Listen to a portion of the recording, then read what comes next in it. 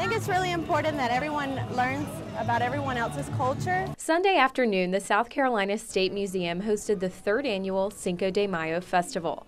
And although it's not quite the 5th of May, organizers say their goal is to bring awareness to Latin American culture. It's really just to increase awareness of the museum, of the Latin population, and just have a good time.